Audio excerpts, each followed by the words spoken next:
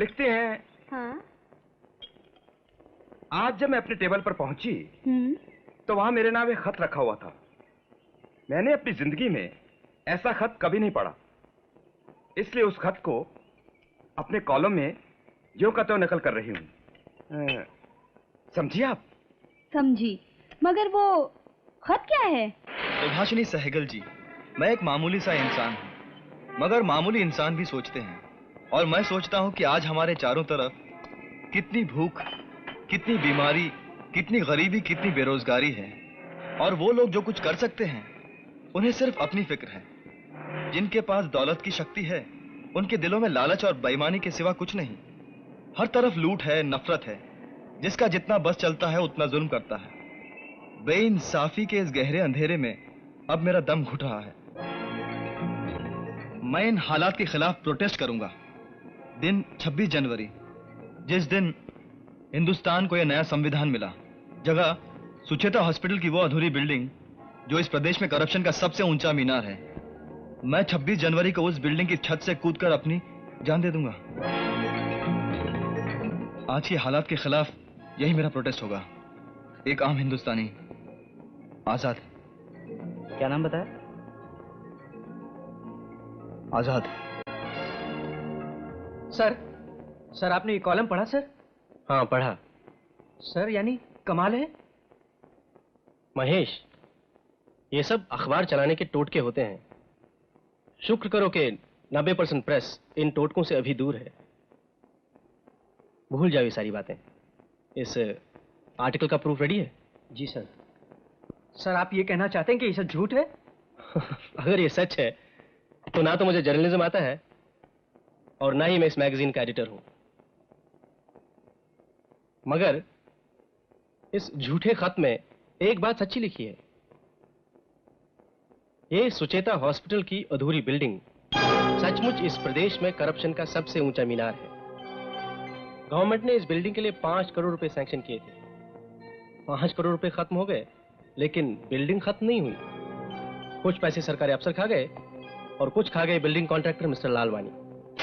बड़ी कौन है ये आजाद बाजार?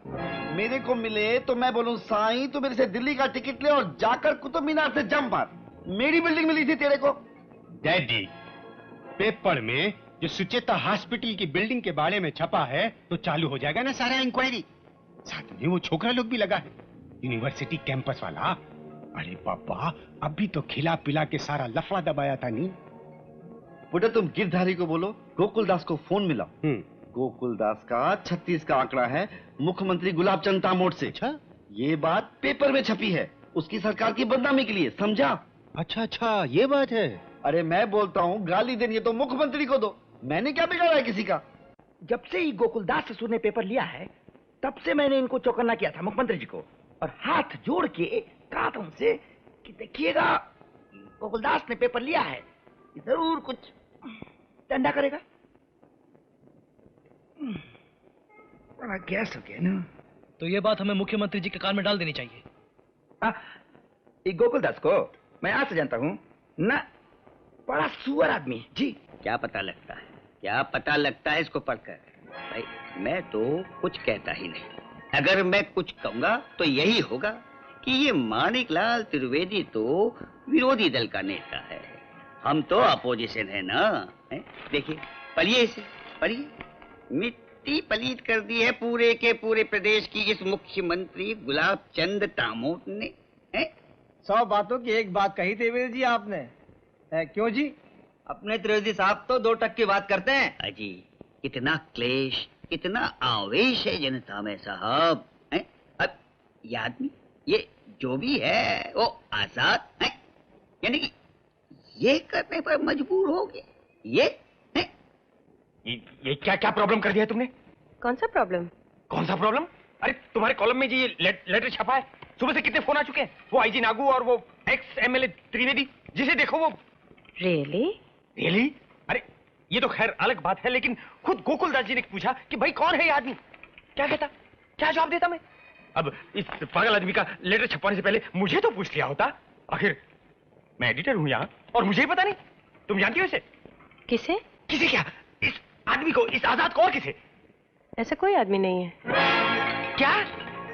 जी हाँ, यह खत मैंने खुद ही लिखा था। खुद लिखा था? यानी कि कल आप ही ने कहा था कि खबरें सेंसेशनल, दिलचस्प, हंगामे वाली होनी चाहिए। जरा बाहर जाके देखिए आज शहर में आपका पेपर कैसे बिक रहा है। हाँ, वो मैंने देखा, लेकिन अब ये किस्सा खत्म कैसे किया जाए? देखो, कल अगर ये झूठ खुल गया तो जरा तुम्हें भी सोचना चाहिए कि पेपर की अपनी कोई रेपुटेशन होती है। आज बस में रास्ते में जो पब्लिक रिएक्शन मैंने देखा, और आप भी कह रहे हैं कितने फोन्स आए, मुझे ऐसा लगता है ये आजाद का किस्सा जब तक चले आपके पेपर की सेल्स के लिए अच्छा है। रोज एक सेंसेशन। यानी कि तुम ये कहना चाहती हो कि जो आदमी है ही नहीं उसके बारे में रोज हम अपने पेपर में छापते रहे? ये जो तुम्हारा पागलपन का जो ये स्कीम है ना, वो तुम अपने पास रखो, समझी? शर्मा जी देखिए, ये आइडिया बुरा नहीं है। मुझे कोई आइडिया नहीं, सुनो प्लीज। तीसरी बात है। हेलो शर्मा जी। हाँ पांडे जी, मैं बोल रहा हूँ। सेठ जी बात करेंगे जी। हाँ, मैं होल्ड करता हूँ। ओह गॉड, अब मैं क्या कहूँ गोकुलदास जी को? शर्मा जी, मैं बात कर सकती हूँ आपके गोकुलदास जी से? तुम क्या बात? हेलो जी सेठ जी। जी हाँ जी, वो सुभाषिनी साइकिल जिसके कॉलम में ये सब कुछ आया है, मैं उससे यही बात कर रहा था, मगर वो आपसे बात करना चाहती थी तो। मैं खुद उससे बात करना चाहता हूँ। जी जी, एक सेकंड।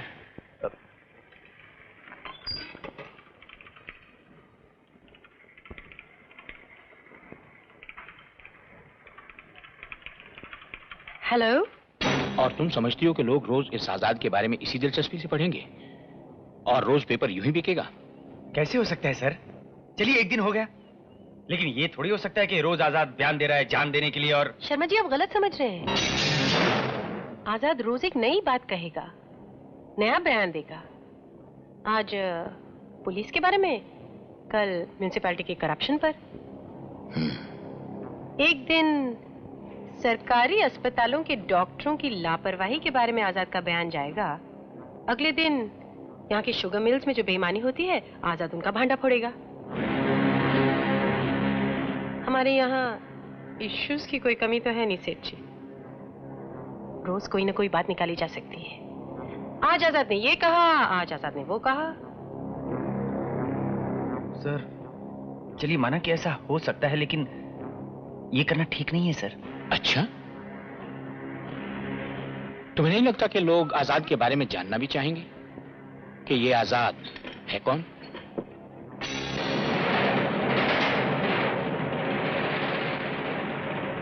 लोग अगर जानना चाहेंगे तो ठीक है, हम आजाद की जीवनी भी छाप देंगे।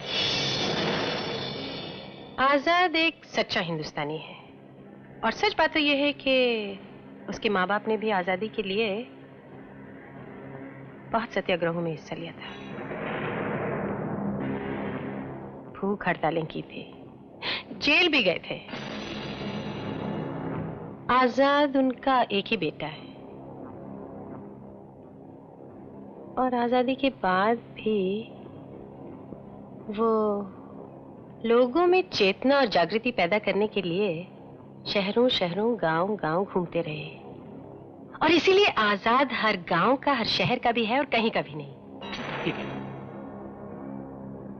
कल से आजाद की जीवनी, आजाद के बयान छापना शुरू कर दो। सुभाषिनी सहगल, ये सब लिखना तुम्हारा काम है।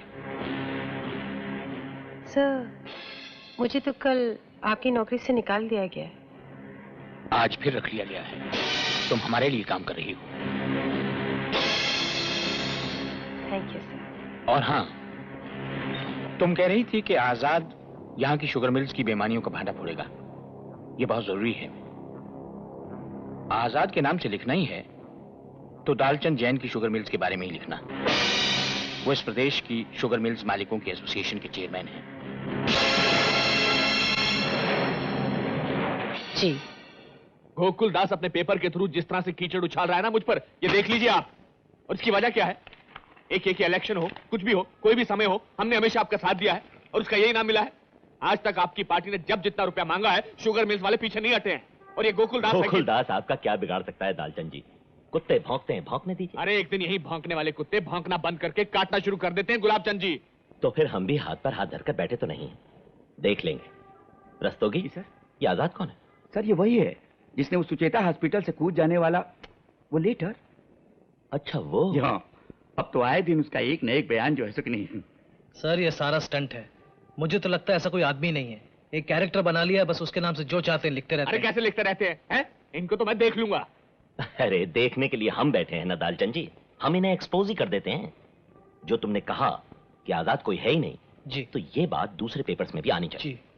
रस्तोगी जी सर, गोकुलदास के दफ्तर के सामने ऐसे झूठे जर्नलिज्म के खिलाफ जुलूस उलूस निकलवा दो। ठीक है ना दालचंद जी? हाँ साहब ठीक है। भौंकने वाले पर जब 2-4 पत्थर पड़ेंगे तभी भागेगा ना दुम दबा के। झूठ बेचना बंद करो, बंद करो। झूठ बेचना बंद करो, बंद करो। कोई अगर आजाद है सामने आए, सामने आए। कोई अगर आजाद है सामने आए, सामने आए। जी मैंने तो पहले से ही कहा था ये सारे झंझट के काम है, कोई फायदा नहीं। मगर इनको बहुत यकीन था ना। देखिए अब हो गई ना मुश्किल। क्या मुश्किल हो गई? लीजिए बताइए, पूछ रही हैं कि क्या मुश्किल हो गई? सेठ जी दूसरे सारे पेपर्स लिख रहे हैं कि हमने सब फ्रॉड किया है, आजाद नाम का ऐसा कोई आदमी ही नहीं है। हाँ अगर वो लिख रहे हैं तो। अरे लोग ऑफिस के गेट पर नारे लगा रहे हैं कि झूठ बेचना बंद करो, और ये पूछ रही है कि क्या मुश्किल हो गई? तो उसमें क्या है? कुछ लोग यही तो कह रहे हैं ना कि आजाद कोई नहीं है। एक फोटो छाप दो किसी का कि ये आजाद है। सेठ जी पब्लिक आजकल इतनी चुप वो नहीं रही है, लोग हर बात ऐसी थोड़ी मान जाते हैं। हाँ सिर्फ फोटो से तो बात नहीं बनेगी, लेकिन हम अगर ये कहें कि आप आजाद को देखना और सुनना चाहते हैं तो आइए, और वो मंच पर खड़े होकर कहे कि मैं आजाद हूं, बताए कि उसकी सोच क्या है, उसके विचार क्या हैं, तो कैसे नहीं मानेंगे कि ये आजाद है? Very good idea. बस अब कमी है तो सिर्फ आजाद की। वो भी मिल जाएगा। कहीं से एक ऐसा आदमी तो ढूंढना है ना जो इस शहर का ना हो, जिसे कोई पहचानता ना हो, और जो मंच पे खड़े होकर अपनी सोच अपने विचार बता सके। वो तो हम उसे लिख के देंगे सेठ जी। स्पीच देने के बाद वो शहर से चला जाएगा, उसके बाद उसके बयान हमारे पेपर में छपते रहेंगे। परफेक्ट। और जब 26 जनवरी को वो अपनी जान नहीं देगा तब है?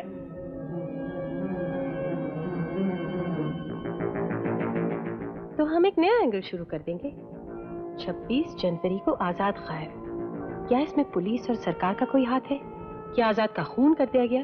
वगैरह वगैरह। कुछ दिनों ये हंगामा चलेगा। ठीक है ना सेठ जी? ठीक है।